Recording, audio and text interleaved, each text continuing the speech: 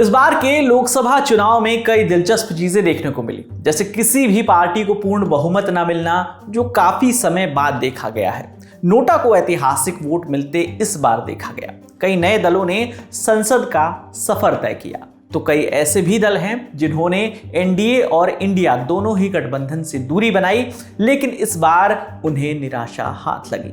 आज इस वीडियो में हम उन्हीं पार्टियों की बात करेंगे जो चर्चित और कद्दावर नेताओं के बावजूद इस चुनाव में खाता भी नहीं खोल पाए। लोकसभा चुनाव में मायावती की बसपा से लेकर केसीआर की बीआरएस और नवीन पटनायक की बीजेडी तक कई ऐसी पार्टियां थी जो एनडीए और इंडिया ब्लॉक से अलग अकेले चुनाव लड़ने के लिए मैदान में उतरी थी। राजनीति में मजबूत दखल रखने वाले ये दिग्गज एक भी सीट जीतने में कामयाब नहीं हो पाए। 2014 और 2019 के लोकसभा चुनाव में बीजेपी अपने दम पर बहुमत उसने हासिल किया था और तब एनडीए की सरकार बनी, लेकिन 2024 में ऐसा नहीं हो पाया। इस बार विपक्ष ने सत्ता में बैठी एनडीए को तगड़ा झटका दिया। एनडीए को बहुमत मिला है, लेकिन कोई भी पार्टी बहुमत के लिए जरूरी 272 के जादुई आंकड़े तक नहीं पहुंच सकी। इस बार फिर से खिचड़ी नुमा गठबंधन की सरकार बनने वाली है और इस चुनाव में कई दिग्गज अपना किला भी नहीं बचा पाए। पिछले चुनाव में बीजेपी के पास बहुमत तो था ही, साथ ही दूसरे दल जैसे बीआरएस, बीजेडी और जो इस तरह के जो दल है वो बाहर से बीजेपी को समर्थन दे रहे थे। सदन में भी ये बीजेपी के समर्थन में वोट डालते थे। इस बार इनकी हार से बीजेपी को बाहर से मिलने वाला समर्थन भी कम हो जाएगा। मायावती की बसपा से लेकर नवीन पटनायक की बीजू जनता दल यानी बीजेडी और के चंद्रशेखर राव की भारत राष्ट्र समिति यानी बीआरएस तक कई पार्टियां इसमें शामिल हैं। अपने राज्यों में दम रखने वाली इन पार्टियों ने इस बार के चुनाव में खुद को गठबंधन से दूर रखा। ये पार्टियां ना तो एनडीए में थी और ना ही इंडिया अलायंस में। लोकसभा चुनाव में ये नेता अकेले चुनाव में उतरे, लेकिन एक भी सीट नहीं जीत सके और खाली हाथ रहे। बसपा के वोट शेयर में गिरावट का दौर इस बार के चुनाव में भी जारी रहा। विधानसभा चुनाव में केवल एक सीट पर सिमटी बसपा इस चुनाव में खाता तक नहीं खोल सकी। बसपा का जो वोट शेयर है वो गिरकर कांग्रेस के वोट शेयर से भी नीचे पहुंच गया है। बसपा को इस बार महज 9.33% वोट मिले, जो कि कांग्रेस को मिले 9.46% वोटों से भी कम है। आमतौर पर यूपी में ऐसा देखने को नहीं मिलता है। बसपा को यूपी की मजबूत पार्टियों में गिना जाता है। मायावती ने बीजेपी के खिलाफ कुछ आक्रामक बयानों के चलते अपने भतीजे आकाश आनंद को बीच कैंपेन से हटा दिया था। अब ऐसा लग रहा है कि इसका नुकसान बसपा को हुआ है। उनके दबदबे वाले इलाके के वोटर या तो एनडीए या फिर इंडिया गठबंधन की तरफ शिफ्ट हुए हैं। वोट शेयर के लिहाज से बीजेपी सूबे में सबसे बड़ी पार्टी रही है, तो वहीं सीटों के लिहाज से देखें तो सपा ने ज्यादा जीती हैं। बीजेपी को 41.37% वोट शेयर के साथ 33 सीटों पर जीत मिली है। वहीं समाजवादी पार्टी को 33.59% वोट के साथ 37 सीटें मिली हैं। समाजवादी पार्टी के साथ गठबंधन कर उतरी कांग्रेस ने 6 सीटें जीती हों और उसे करीब 1% से भी कम वोट शेयर मिला है।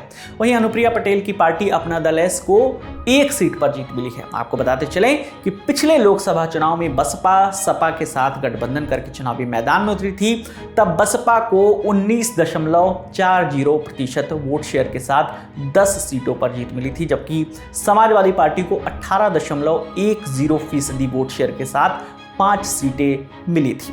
तब बीजेपी ने 50% वोट शेयर के साथ 62 सीटें उत्तर प्रदेश में जीती थी, जबकि कांग्रेस 6.40% वोट शेयर के साथ 1 ही सीट जीत सकी थी। 2022 के यूपी चुनाव में भी अकेले लड़कर बसपा 1 सीट पर सिमट गई थी। उधर आंध्र प्रदेश से अलग राज्य बनने के बाद से तेलंगाना में के चंद्रशेखर राव की पार्टी भारत राष्ट्र समिति यानी बीआरएस, जो पहले तेलंगाना राष्ट्र समिति यानी टीआरएस थी, उसका दबदबा रहा। लगातार 2 बार तेलंगाना के सीएम रहे केसीआर की पार्टी को पिछले विधानसभा चुनाव में हार के साथ सत्ता गंवानी पड़ी थी और अब लोकसभा चुनाव में बीआरएस का सफाया हो गया है। लंबे समय तक सूबे की सत्ता के शीर्ष पर काबिज रही बीआरएस 16.68% वोट शेयर के बावजूद भी एक भी सीट नहीं जीत सकी है। तेलंगाना के नतीजों की बात करें तो सूबे की सत्ता पर काबिज कांग्रेस को 40% वोट शेयर के साथ 8 सीटों पर जीत मिली है। वहीं बीजेपी भी 35% वोट शेयर के साथ 8 सीटें जीतने में सफल रही है। असदुद्दीन ओवैसी की पार्टी 3% वोट शेयर के साथ 1 सीट जीतने में सफल रही है। 2019 में बीआरएस की जो 17 में से 9 सीटों पर उसने जीत हासिल की थी। ओडिशा की अगर सियासत की बात करें अब, तो उसके लिहाज से ये चुनाव बदलाव की बयार उसके लिए साबित हुए हैं। साल 2000 में जो पहली बार सूबे में बीजेडी की सरकार बनी थी और नवीन पटनायक बने थे सीएम। सूबे की सत्ता के शीर्ष पर नवीन पटनायक ने ऐसे पांव जमाया कि ओडिशा सरकार के पर्याय बन गए। ओडिशा की सत्ता और पटनायक का नाता इस बार टूटा ही लोकसभा सीटों के लिहाज से सूबे की सबसे बड़ी पार्टी बनती आई बीजेडी एक सीट के लिए भी तरस गई। लोकसभा चुनाव में बीजेपी ने 45.34% वोट शेयर के साथ 21 में से 20 सीटें जो हैं ओडिशा की वो जीत ली हैं, जबकि 12.52% वोट शेयर के साथ कांग्रेस ने भी एक सीट जीती। लेकिन 37.53% वोट मिलने के बावजूद बीजेडी एक भी सीट नहीं जीत सकी है।